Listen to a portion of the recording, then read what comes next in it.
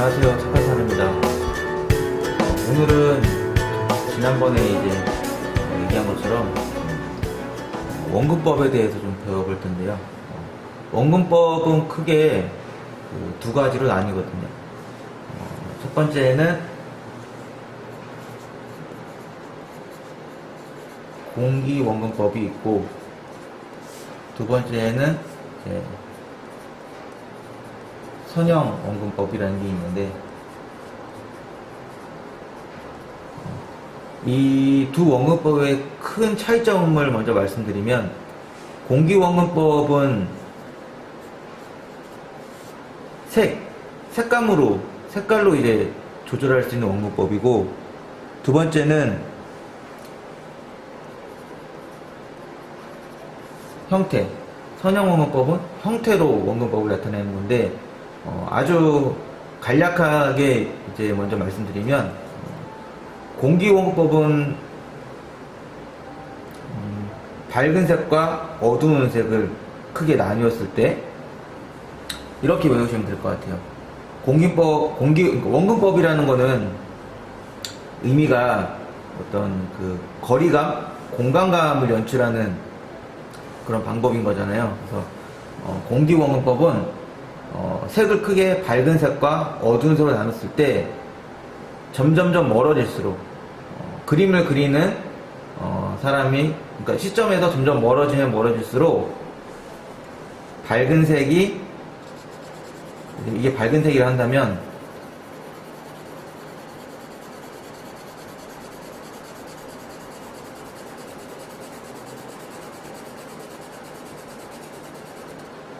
이렇게 이 부분이 가까운 시점이고 가까이 있고, 이 부분이 멀리 있다고 한다면 이건 이제 의미상이니까요. 밝은 색은 뒤로 가면 갈수록 멀어지면 멀어질수록 점점 어두워지는 거고, 어두운 색은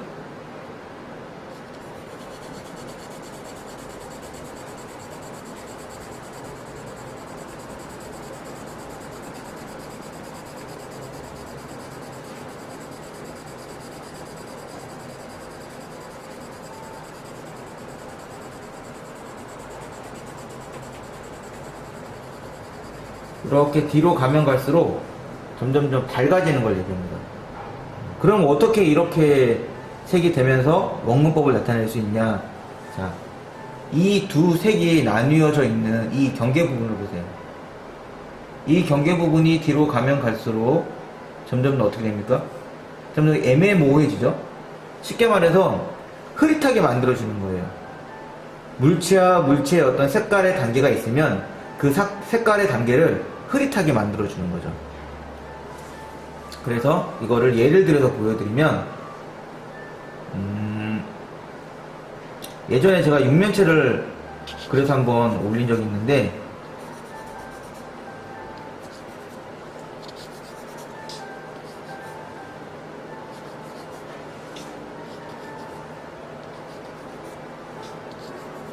자, 이렇게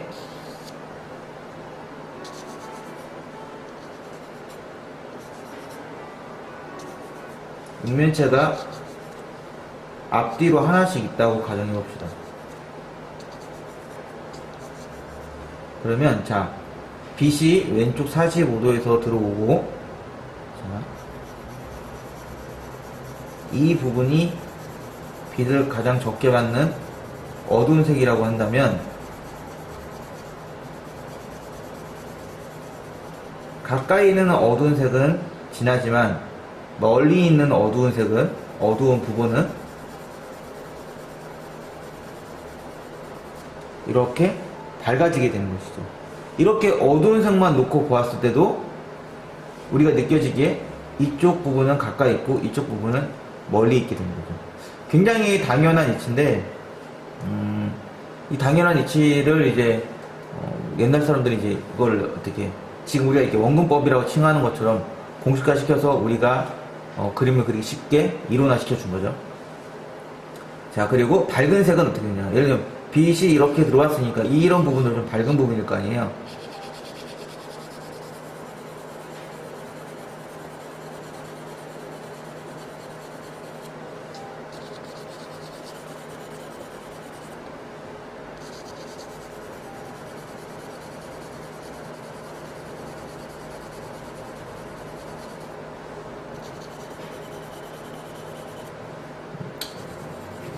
차이가 덜 납니다.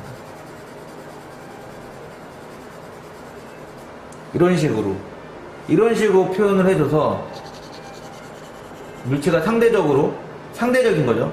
상대적으로 더 뒤에 있게 만들어준 거죠. 이제 어떤 분들이 이렇게 얘기하는 거예요. 아니, 앞에 있든 뒤에 있든 빛은 똑같이 맞는데 색깔을 똑같이 해줘야 되는 거 아니냐. 물론 말은 맞아요. 하지만 그림에서는 이렇게 색상의 차이를 앞쪽은 선명하게 해주고 뒤는 애매하게 해줘야 원근감이 잘 느껴진다는 거죠. 더 결론적으로 말씀드리면 굳이 어두운 색깔을 뒤에 있다고 해서 꼭 이렇게 더 밝게 하거나 또는 밝은 색을 뒤에 있다고 해서 꼭 어둡게 할 필요는 없습니다.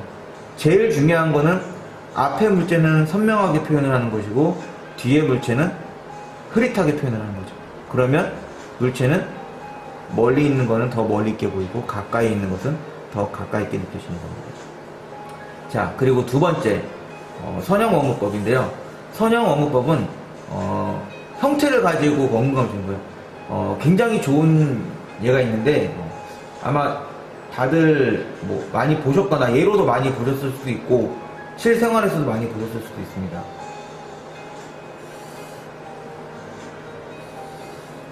자, 이렇게 도로가 있다고 생각했습니다. 이렇게 도로가 있다고 생각합니다. 도로의 가운데 있는 이 하얀 선, 또 도로에 나무가 하나씩 있다고 생각합니다. 이 나무가 멀어지면 멀어질수록 이렇게 작아지고 있죠. 자, 도로의 이 폭은 이쪽 부분이나 이쪽 부분이나 이쪽 부분이나 실제로는 같아요. 하지만 그림에서는 이렇게 뒤로 가면 뒤로 갈수록 이 폭을 좁게 해주고 가운데 이 분리선도 뒤로 가면 갈수록 작게 해주고 이렇게 표현을 해줘야지만 멀리 있게 보인다는 거죠. 그리고 나무도 이 옆에 있는 이 가로수 나무도 실제로는 이 나무들의 크기는 별 차이가 없을 거예요. 하지만 그림에서는 더 작게 표현을 해줘야 멀리 있는 것처럼 느껴진다는 겁니다. 그래서 공기 원근법과 선형 원근법을 적절히 조화를 시켜서 그림을 그리게 되면 원근법이 더 극대화가 되는 거고 거리감, 공간감이 더 좋아지는 거예요. 선형 원근법의 한 가지 예를 더 보여드리면 우리가 산에 정상에 올라가서 멀리 있는 산을 봤을 때 이렇게 가까이 있는 산은 진하게 보이지만 멀리 있는 산은 좀 흐릿하게 보이면서도 작게 보이고 또 멀리 있는 산은 더 작으면서도 더 흐릿하게 보이고 그리고 이 뒤로 가면 갈수록 이렇게 구름들이 있죠. 이 효과를 말하는 겁니다. 공기원근법을 조금 더 이제 설명을 더 드리면 어떤 공간이 있다고 가정을 해볼게요. 여기에서부터 여기까지 어떤 공간이 있고 여기서부터 여기까지 어떤 공간이 있다고 했을 때 이 공간 사이에는 공기만 있는 것이 아니고 뭐 공기 안에는 되게 많은 것들이 있잖아요. 뭐 다른 공기 말고도 다른 것도 굉장히 많이 있고 또 먼지들도 있고 그래서 공간이 점점점 깊어지면 깊어질수록 우리 눈에 보이진 않지만 그 안 보이는 이물질들이 내 눈앞에 자꾸 겹겹이 쌓이는 거예요. 겹겹이 쌓여서 어떻게 겹겹이 쌓이니까 뒤로 가면 갈수록 더 많이 쌓이겠죠. 그러니까 어떻게 해요? 물체가 뒤로 가면 뒤로 갈수록 흐릿하게 보이는 겁니다. 실제 우리가 다른 사물들을 관찰할 때도 그렇게 보이잖아요. 정상에 올라가서 가까이 있는 어떤 건물이나 멀리 있는 건물들을 봤을 때 이런 차이가 쉽게 느껴집니다. 그러면 그걸 그림에서 어떻게 표현을 하냐? 이렇게 표현한다는 거죠. 어두운 색은 가까이 있는 건 좀 더 진하게 표현을 해주고 멀리 있는 건 좀 흐릿하게 표현을 해주고 밝은 색은 가까이 있는 것은 이렇게 밝게 표현해주고 멀리 있는 밝은 색은 조금 진하게 칠해주고 또 선형 원근법에서 형태 가까이 있는 물체는 좀 크게 그려주고 멀리 있는 물체는 좀 작게 그려주고 우리가 중고등학교 시간에 시점이라는 거에 대해서 배우잖아요. 1점 투시, 2점 투시, 3점 투시 그 투시가 선형 원근법과 같은 맥락이에요. 우리 이제 이런 거 많이 배웠잖아요. 이렇게 도형이 있으면